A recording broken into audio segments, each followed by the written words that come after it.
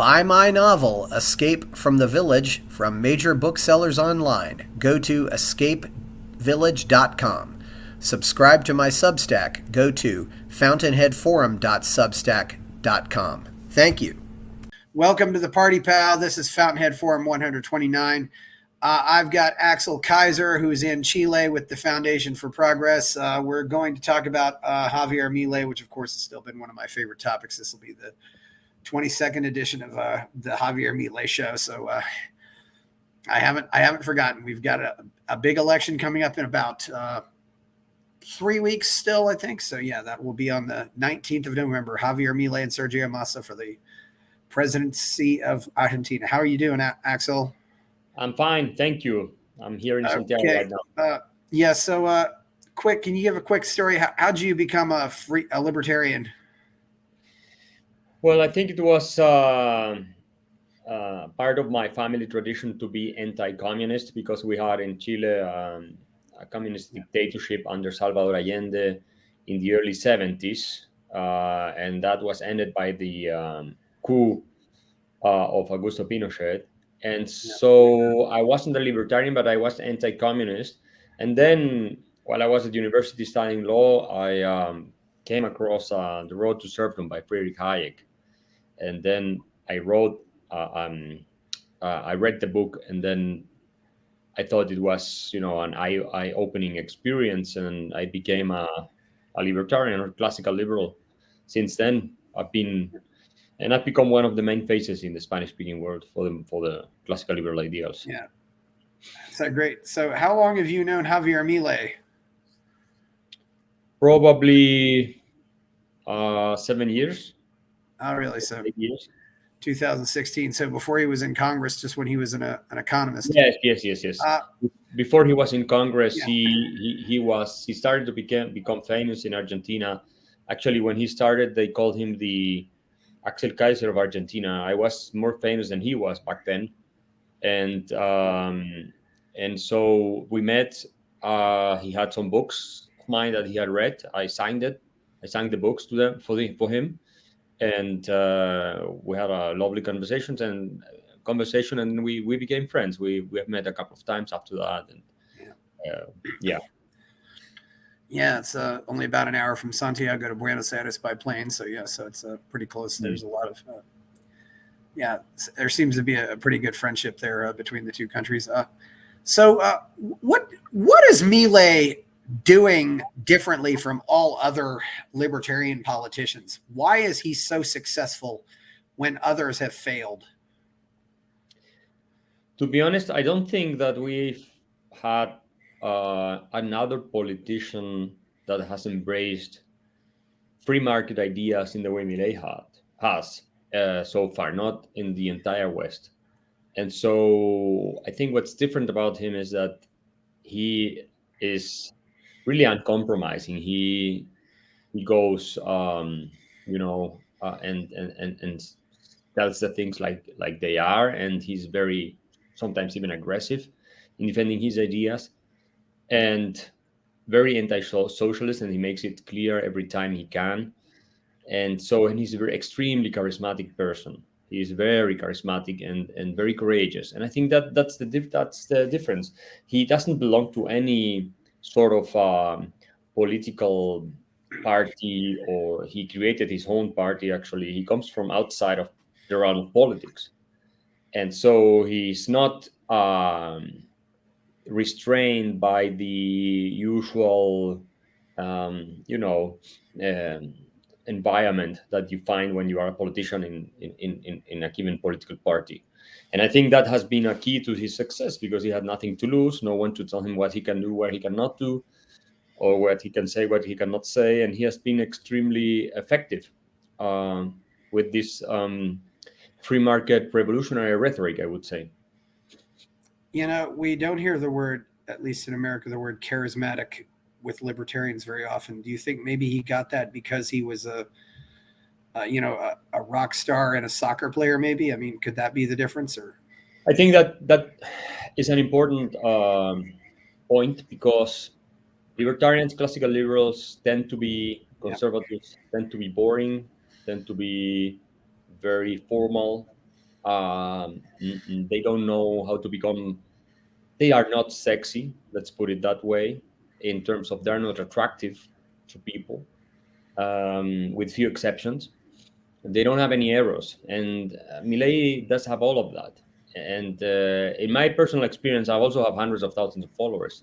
I think that has been also one of the key elements to my success, that I have this also the charisma, and I don't dress in a way that would alienate younger generations. And the same, Javier Milei has his hair, the special look, and he does his he performs in theaters, and he was a rock singer, and he was also soccer player, and he says he's a specialist in tantric sex and things like that.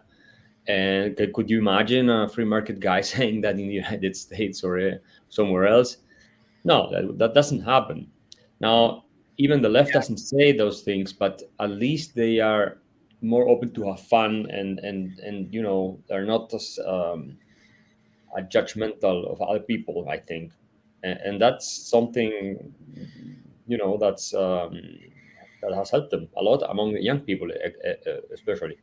In the case of Milei, it has been all of that plus his revolutionary rhetoric. He doesn't really want to conform to the status quo. Yeah, and that's the thing. Because of this background, he knows how to get away with saying these things. Yes, and also When somebody like Espert couldn't get away with saying those things, or probably not.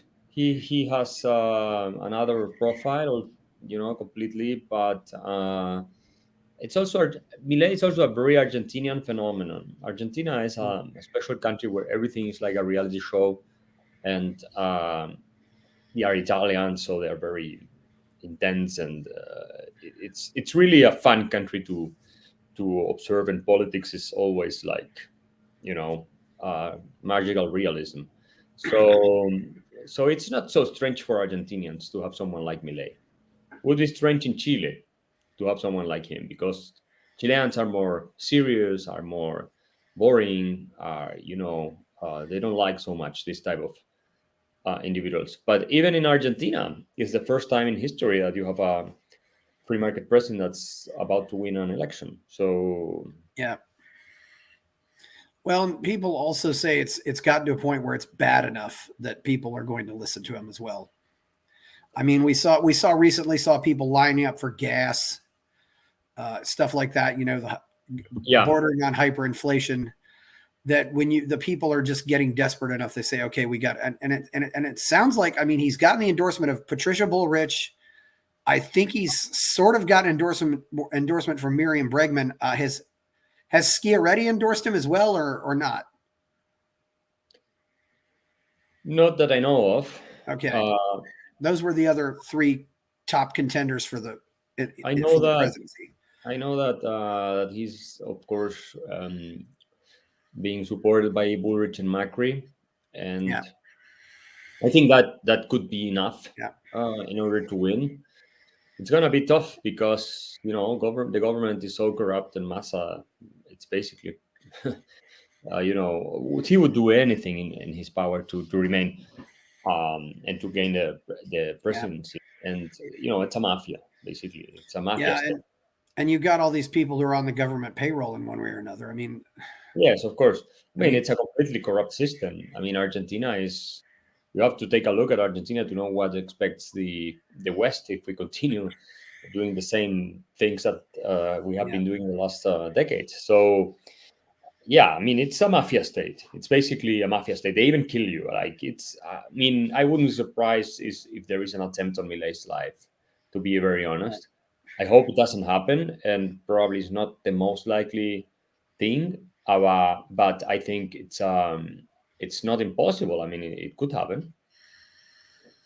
You It's know, just uh, Axel, with all the popularity he's generated, is there the possibility that could backfire? I mean, if they did, heaven forbid, kill him, then you suddenly make him a martyr, and then you've yes, got then you have this large army who wants to avenge avenge the great one's death.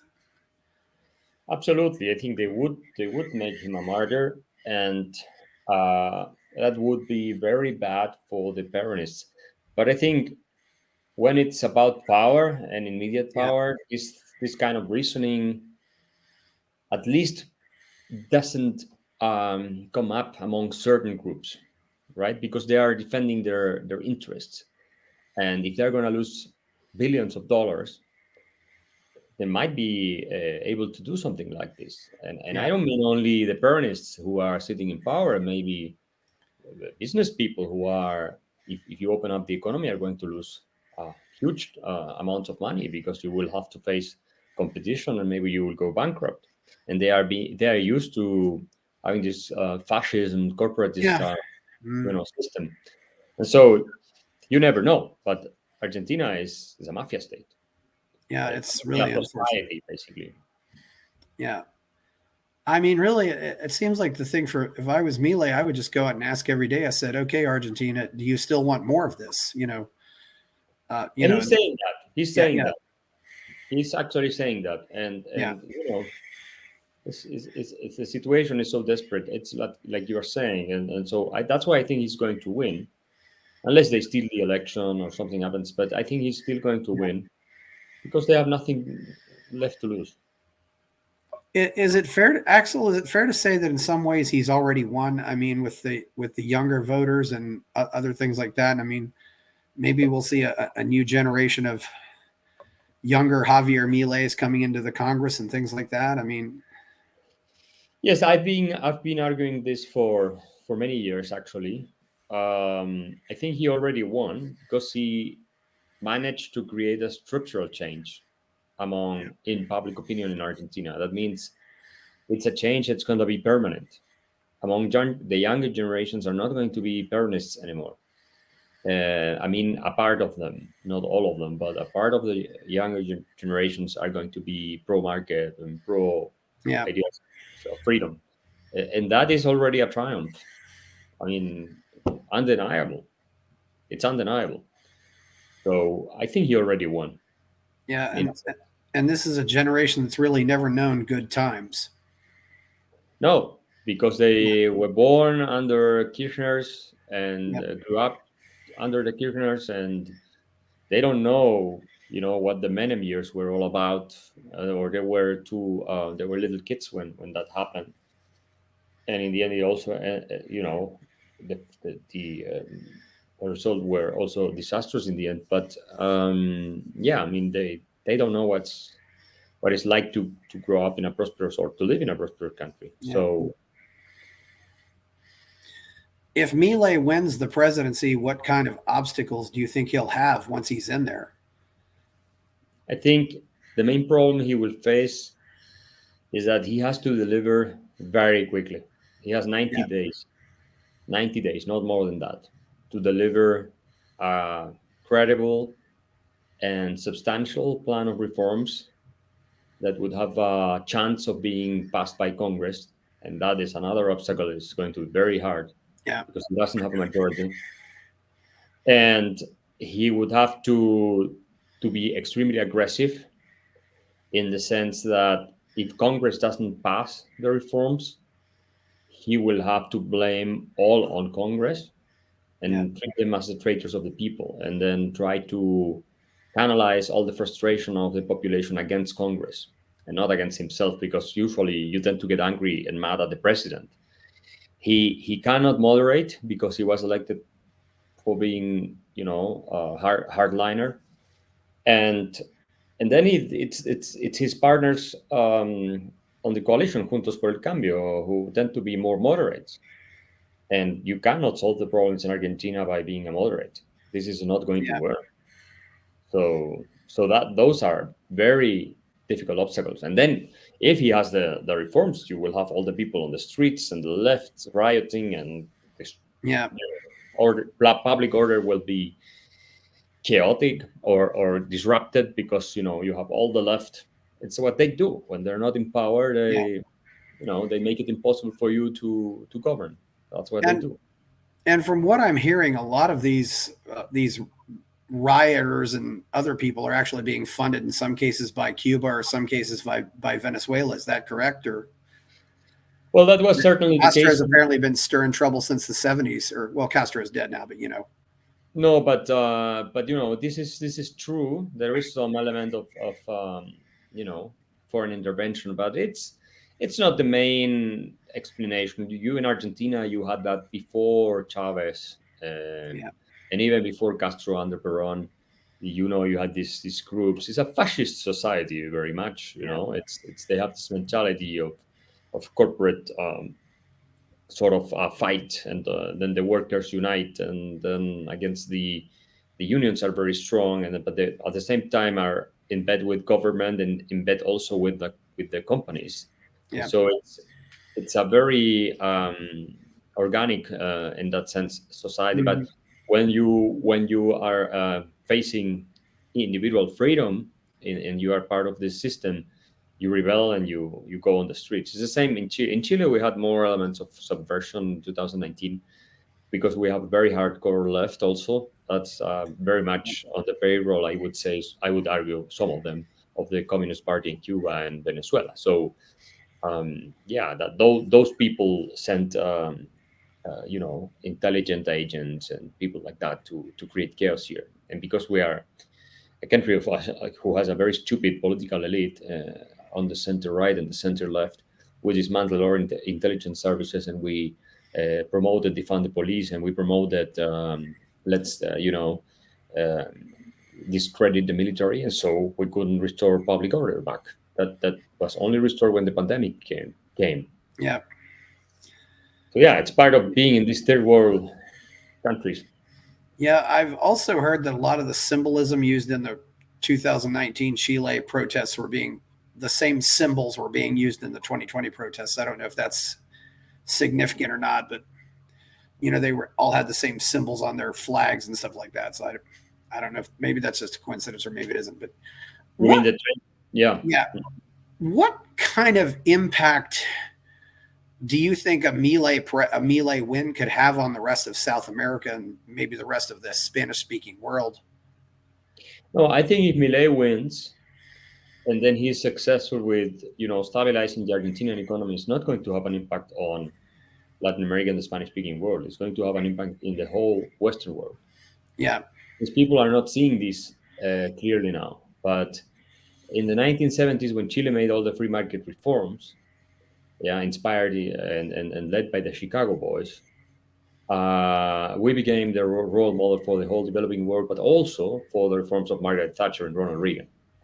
So if Milei manages to turn around a country like Argentina, which is not a small country, it's a relevant country, uh, yeah, and take it away from the collectivist, socialist, welfare statist path that has ruined the lives of millions in Argentina.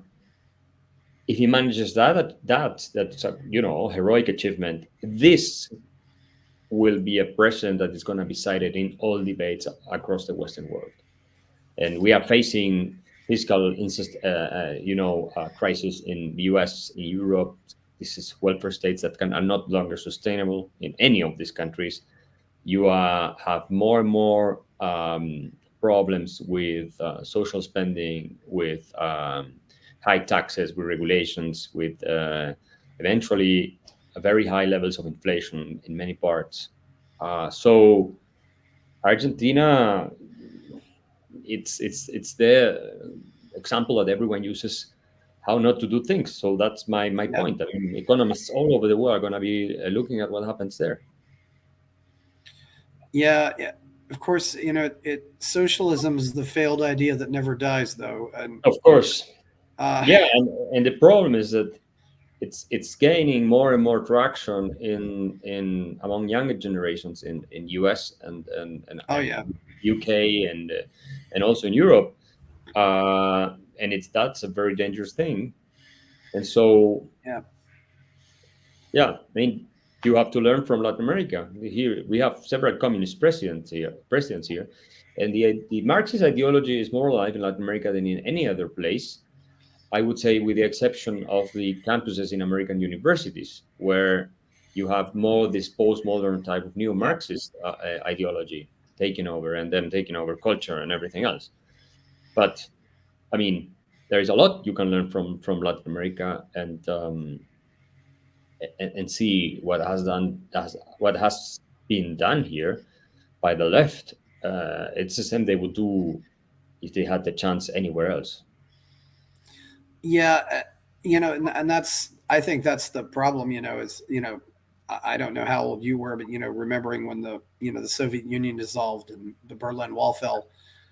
Not as a libertarian then, none of us thought that we would still be fighting these people 30 years later. We thought those ideas that was the end of those ideas, and it wasn't the end of them at all. And largely because the college campus has never changed.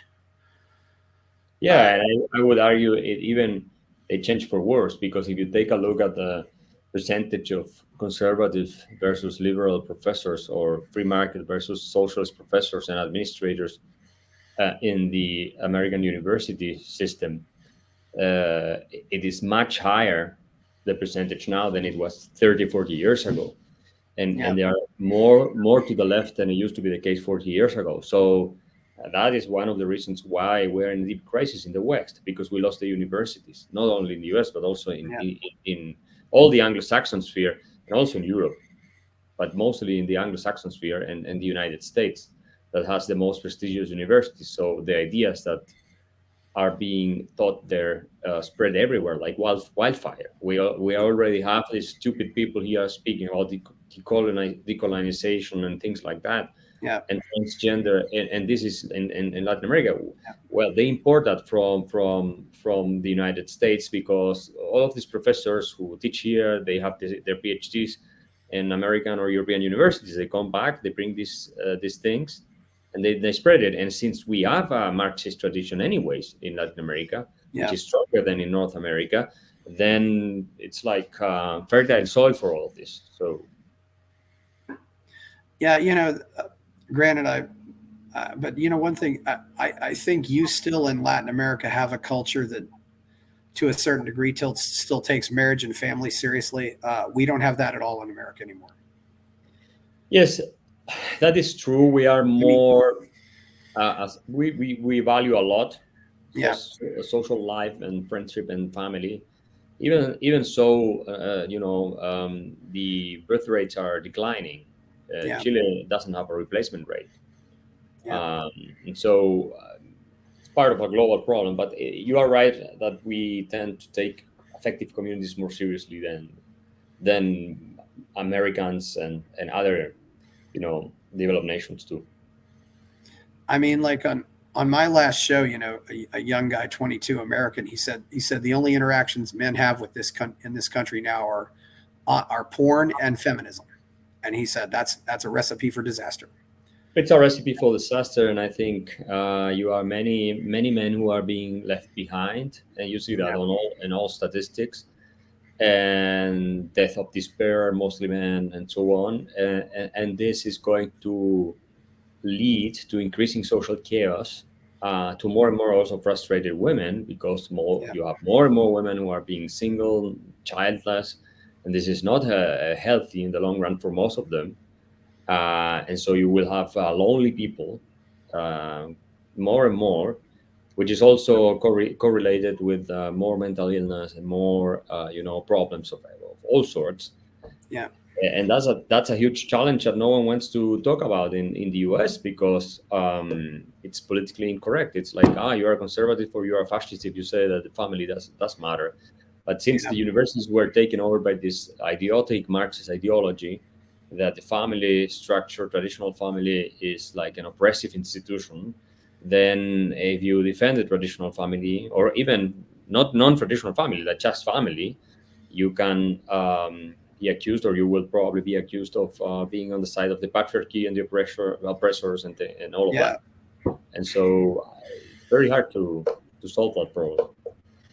And apparently, that's what some of Milei's opponents are saying too, is that he's on the side of this patriarchy or something like that. I don't know. It's a Yeah, yeah. Argentina has very aggressive, progressive movement, new yeah, markets like feminists, but he doesn't care. And I think now in Yeah. Argentina, the main issue is economics. Yeah, that's the thing. When the economy is bad, voters are not thinking about social issues at all. They're thinking about, can I buy food at the grocery store? Can I pay my rent? If my car breaks down, can I have enough money to get it fixed? That kind of stuff. It's only when you're rich can you start thinking about that other stuff. Yeah, it's a discussion for the super zip codes. It's not something like most people care. Transgender issues, and it's not in Argentina something that most people would consider important right now. It has to do with inflation, with income, salaries, and so on. Maybe in the US it's a big issue for the next presidential elections, because cultural wars are very much an everyday thing, and you have all these institutions being taken over, like trying to convince children to go through genital mutilation so that they can be trans, and all of this self-destructive you know trends. And so I think it will play a role, but it also will be the economy. I think that's equally important. I think, yeah. So, what can you say about some of Milei's team, like Victoria Villarreal or some other people around him? What are they all pretty solid? I mean, what kind of people are going to be working with him if once he's in there? So the people I have met are very solid people. Like Ocampo, for instance, Emilio Ocampo. Yeah, okay. These guys, they know what they're talking about. They are committed to improving, the public finances in the case of Ocampo, and economic indicators. He's a champion of dollarization. He would be the next president of the central bank, in charge of abolishing the central bank if Milei, won. And so, but there are a couple of other. The vice president is also a good and smart women. And so then you have the potential foreign relations minister, also well prepared. I mean, it's a whole nother level than what you see now. You basically have charlatans right now running the country in Argentina, and the same in Chile, by the way. But it's basically very ignorant, low level, sometimes even clownish type of persons who are there only to enrich themselves. That's all. Yeah. Nothing else. Yeah. This is a 4-year term, correct? Correct. Yes. So, if how much? I mean, how many times can Milei run again? So I think he could run one more time, and then that's it. Okay. Yeah. Because I think a lot of these, I think it's going to take a while. He didn't really overpromise. He said, in 35 years I can make you as rich as America. I mean, I like that. I mean, he said it wasn't going to happen overnight, but he said it can happen. Yeah. His idea is that he will set in motion, plan of structural reforms that will make of Argentina a very rich country. And he believes that if they are successful in his first term as president, then they will have no other choice but to maintain these reforms. And it is really interesting to note that in the first round, you had 2/3 of people voting not for the Peronists. So this is not such a crazy idea. I said there is something changing, I think, in Argentina. We'll see if it's enough or not, and how long it lasts. But I have this more optimistic view about Argentina as compared to Chile or to Mexico or to most Latin American countries. I have more optimism that the Argentinians can to some extent fix what's happening in their country. And if that happens, then I think it will be very helpful for the rest of the region, for sure. I think you're all excited the first time you vote for president, but I remember the first time I voted for president in America, and then I actually my father finally admitted I'm voting for him too, and I was like, I was kind of shocked, but and I've got to ask, how many conversations like that are happening in Argentina right now, where these maybe these voters who are under 25 are just screaming at mom and dad, you have to vote for Milei. You have to vote for Milei. Or maybe they're doing that with their grandparents. I don't know, but tons of this. That's more powerful than you think it is. Or at least I'm hoping it's more powerful than you think it is. Absolutely. That's why I was saying that he managed to create a structural change in terms of public opinion. When it comes to the younger generations are predominantly libertarian right now and pro-market. So the higher you go in the age range, the less pro-freedom they are. They are more Peronist, statists, and socialists. So the revolution that Milei led has already changed what Marx called the overstructure or this superstructure of society, which is the way people think. And that you will start seeing the results of that in the next decades, because maybe now, but also in the next years and next governments, because you will not be able to get away with only statist and collectivist government program and discourse and narrative.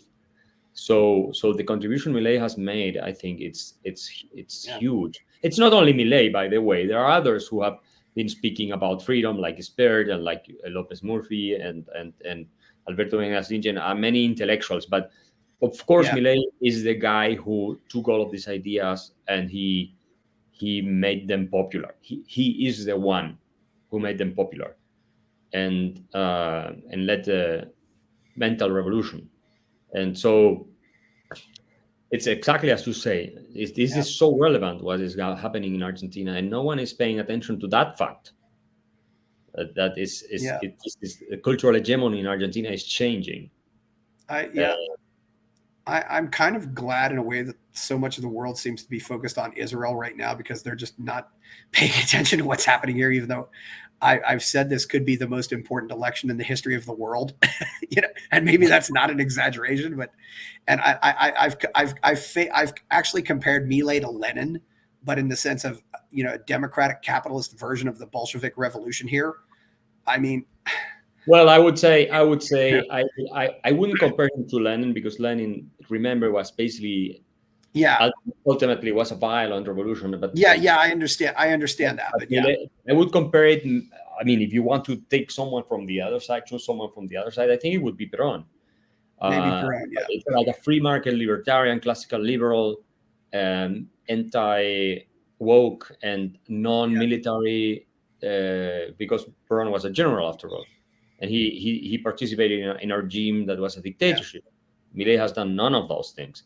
But in the sense of being like an icon, cultural icon, that challenges the status quo and that manages to galvanize millions of people behind him and create a new sort of discourse narrative, even mythology, that is a powerful force for change in the long run. I think maybe if you wanted to choose someone from the other side, that would be a good parallel, the best one that I can come up with.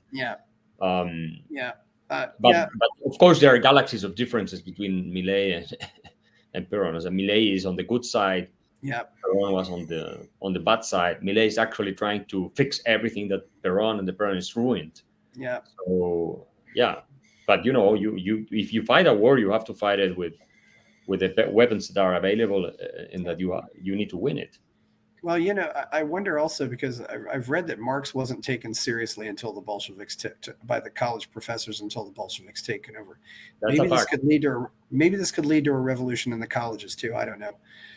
I wonder if Nayib Bukele in El Salvador could maybe be a blueprint for what Milei wants to do there. I mean, I think in terms of security, might be something there, because Bukele has been extremely successful. Murder rates have fallen 92% since Yeah. 2015, and if you compare it to 2015, and migration from Salvadorians to the U.S. has declined by 50% almost in the last years, because the country is safer. So what Bukele has achieved is almost a miracle. Yeah, Yeah. and of course there are many things you can criticize, but in the end, Yeah. he has a 90% of public support. Why is that? Yes. So He's, so people cannot be that wrong. yeah. And Salvador is now a better place than it was before Bukele. That's for sure. I Yeah. mean, no one can refute that. Well, It maybe doesn't model, justify everything he does, but I mean, maybe some of the Eastern European people like Václav Klaus might be a model. I'm just wondering who he might take the lead from. Yeah. I So, think I think they are not as influential in the public eye, not even in the United States, as Argentinian would be, because who speaks about the Czech Republic, right? It's like no yeah. one, or it's like Leszek Balcerowicz in Poland. No one knows him. So Klaus is always also not very well known in the U.S. But I think Milei, Tucker Carlson interviewed him, is much better known than any Eastern European leader of the Oh, past yeah. decade. Maybe Yeah. not Zelensky, but and so I think if Milei is successful, I hope that he can go all over the West, speaking and explaining how he did it, because this would be revolutionary. Argentina is basically a European country. I Yeah. mean, in Latin America, but most of the population is European in culture, Italian, of course, in culture and mentality, Oh, and yeah. also even ethnically. It's not extremely diverse. It's like, that's why people were complaining that you didn't have black soccer players when they won the World Cup, because they don't really have a percentage of the population, a considerable percentage of the Yeah. population who are blacks. Of course, they have more indigenous, but it's also not. It's only a minority. So you can use it as an example, as a role model for the West, not like Bolivia or Peru. It's Yeah. harder to connect with the experience that they have, because it's so different. But Argentina is not Yeah. that different. Well, he could maybe start after 8 years. He could start off the Javier Milei School of Politics or something like that, and just try to. We could get a new generation of Mileis here. Well, you probably got to go pretty soon. You have anything else you want to say before we go, Axel? It's been great having you on here. No, thank you very much, and Yeah. I hope we win the election in Yeah. Argentina, And and we need some good news in the world. yeah, where can we also any comments on Chile, and where can we find you on the net? I'm on Twitter at Axel Kaiser, so you're Yeah. welcome to follow me, and also on Instagram at Axel Kaiser B. And I'm soon going to start a Substack that is called the Socialist Nightmare. Yeah. So people are welcome to subscribe. Well, it's been great having you on here. Thank you very much. No, Please thank like you. the video, subscribe to the channel, follow the channel, follow me on Twitter. Go to my Substack, go buy my novel, Escape from the Village. I'm Chris Baker. Thank you, Axel Kaiser, and we are out. Thank you, Chris.